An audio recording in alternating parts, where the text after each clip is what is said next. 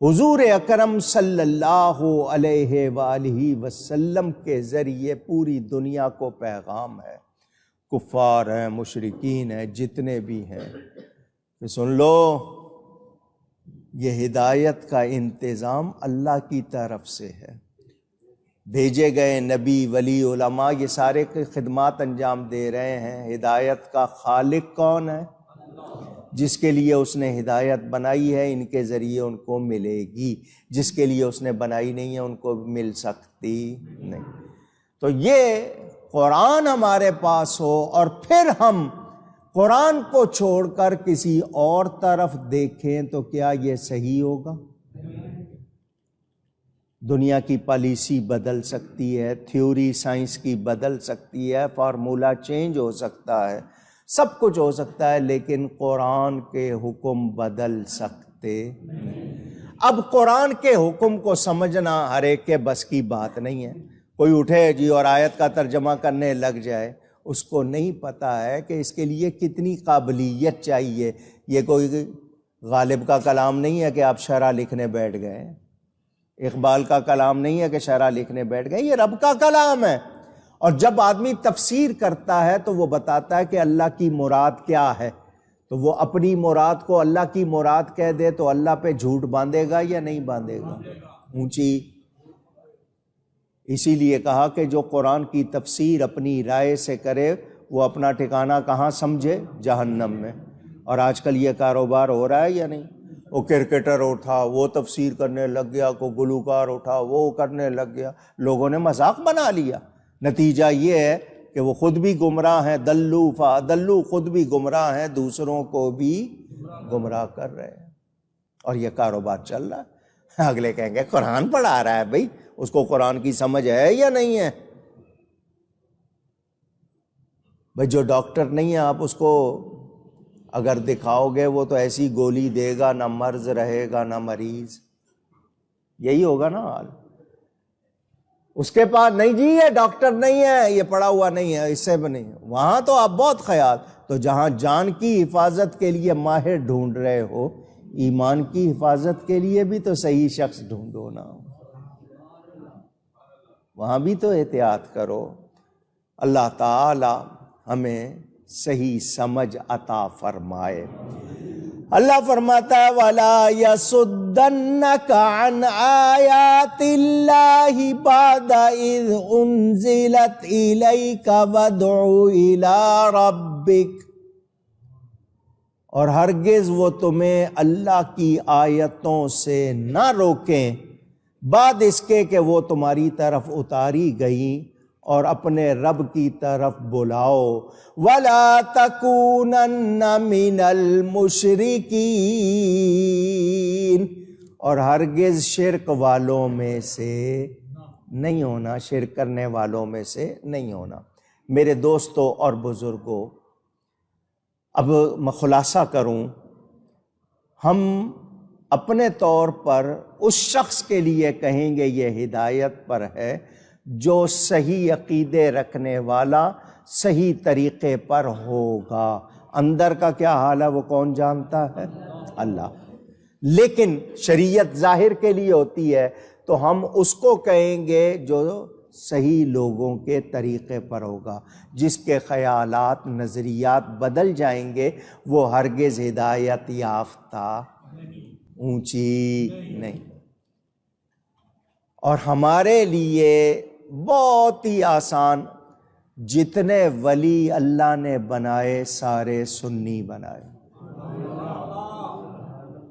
ولایت انعام ہے، انعام دوستوں کو دیا جاتا ہے، دشمنوں کو. اللہ نے سارے ولی سنی بنائے. یہ ہمارے سچے ہونے کی بہت بڑی دلیل ہے.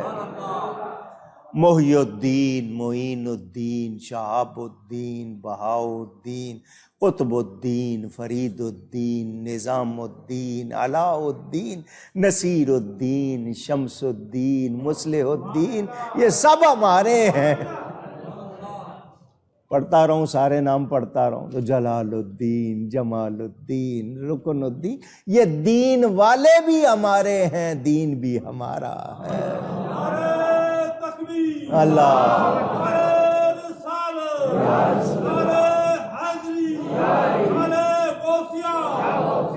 یاد رکھنا صحیح عقیدوں سے ہٹنا اونچی کہہ دیں تو جو ہٹ گیا تو پھر اس کے پاس کچھ بھی رہنے والا نہیں۔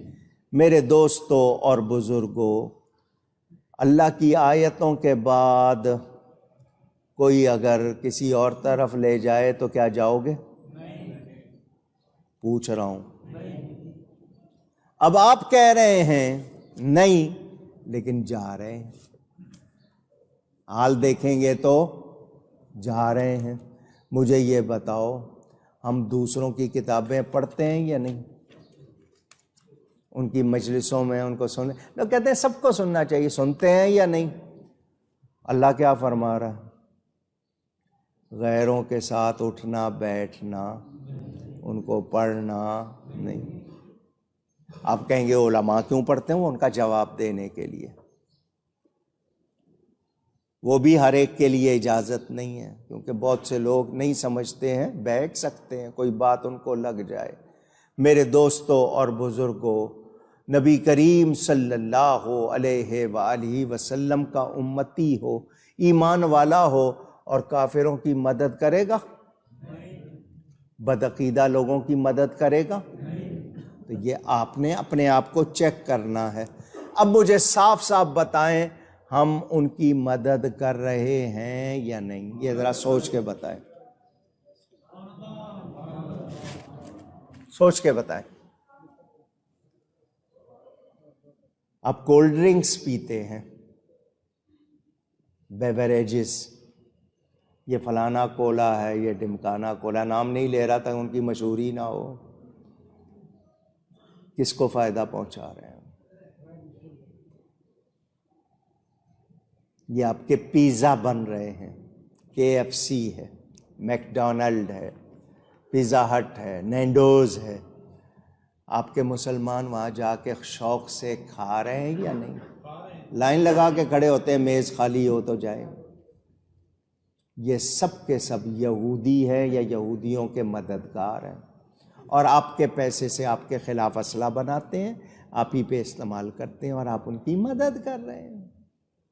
اور چیزیں دیکھ لیں، جو چیزیں نہیں ہیں آپ کی بنتی ہیں وہ غیروں کی تجارت میں بن کے آتی ہیں، لیکن جو چیزیں آپ کے لیے لازمی نہیں ہیں، اب مجھے بتاؤ کولا پینا لازمی ہے؟ پوچھ رہا ہوں بھائی، چلیں جہاز میں سفر کرنا ہے، جہاز آپ کے یہاں نہیں بنتے، وہ بناتے ہیں، تو وہ آپ کے ساتھ ہے سلسلہ، وہ آپ نے خرید لیے، خریدنے کے بعد تو آپ کے ہو گئے، لیکن جو چیزیں آپ کے لیے لازمی نہیں ہیں، آپ روزانہ کر کر کے ان کو نفع پہنچا رہے ہو، تو وہ کیا کہا جا رہا ہے؟ مومن کا کام تو نہیں ہے کہ وہ ان کی پشت پناہی کرے، ان کو پالے، مگر ہم ایسا کر رہے ہیں یا نہیں؟ کپڑے ہمارے کیسے ہیں؟ لباس کیسا ہے؟ آپ کی عورتوں کو انہوں نے ٹائٹس، تنگ پجامے پہنا دیے یا نہیں پہنا دیے؟ دوپٹے غائب ہو گئے یا نہیں ہو گئے؟ بال کٹوا دیے، ان کو پرکٹی ہو کے پھرتی ہیں، ہے ایسا یا نہیں؟ آپ کو شرم نہیں آتی؟ کھیل کے پیچھے کیسے دیوانے ہوئے، اس ٹیلی فون کا استعمال کیسے کر رہے ہیں، غذائیں ہیں، اطوار ہیں، طور طریقے ہیں، لباس ہیں، کیا کچھ ہے؟ سوچیں۔ آج مسلمان کا دشمن ہے، آج مسلمان کے خلاف ہے، بجائے اس کے کہ ایک دوسرے کو فائدہ پہنچائیں، ایک دوسرے کی کاٹ میں لگے ہوئے۔ فلسطین کسی کو نظر نہیں آ رہا، شام نہیں نظر آ رہا، کشمیر نظر نہیں آ رہا، یمن نظر نہیں آ رہا، مسلمان کے خلاف ہے، اور پھر دعویٰ کریں کہ نہیں جی جنت چاہیے، تو اپنے اعمال تو دیکھنے ہیں۔ مسلمان کہتا ہے یا اللہ میرا حال دیکھ، آواز آتی ہے اپنا نامہ اعمال دیکھ۔ کیا کر رہا ہے تو؟ خود پہ بھی تو نظر ڈال کے کر کیا رہا ہے۔ اللہ تعالی ہم سب کو ہدایت عطا فرمائے۔ آخری آیت سورہ قصص کی، وَلَا تَدْعُ مَعَ اللَّهِ إِلَٰهًا آخَرَ، اور اللہ کے ساتھ دوسرے کسی کو نہ پوجو.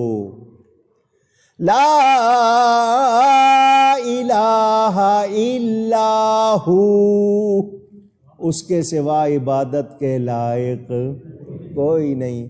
کل شیء ہالک الا وجہہ، ہر چیز فنا ہو جائے گی، فانی ہے سوائے اس کی ذات کے. لہ الحکم وإلیہ ترجعون،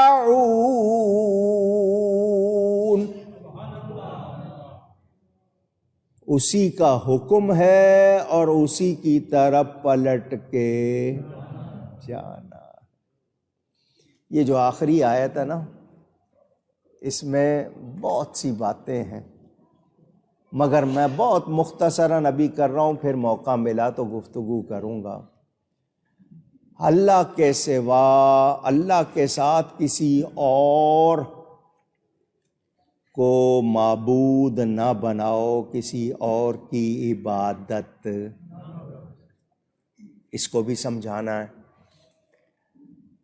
اللہ کے سوا کوئی عبادت کے لائق نہیں، یہ بھی سمجھنے والی بات.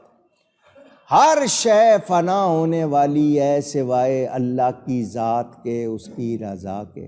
وجہ کے مراد لوگ چہرہ لیتے ہیں، اللہ جسم جسمانیات سے پاک ہے. ہر شے، کل شیء، سب فنا ہو جائیں گے، سب. اللہ کی ذات کے لیے فنا کا کوئی تصور، وہ اس کی ذات، اس کی رضا، وہ باقی. اسی کا حکم ہے اور لوٹ کے بھی اسی کی طرف جانا ہے. اس میں تصوف بھی ہے، شریعت بھی بیان کرنی ہے، طریقت بھی بیان کرنی ہے. کچھ باتیں اس حوالے سے، حالانکہ آج یہ سورہ قصص پوری ہو گئی، مگر یہ آخری آیت پر انشاءاللہ مزید گفتگو کروں گا. گفتگو میں مجھ سے کہیں کوئی غلطی ہو گئی ہو، اللہ تعالی اس کے رسول صلی اللہ علیہ وسلم کی بارگاہ میں توبہ کرتا ہوں. وآخر دعوانا ان الحمد للہ رب العالمین.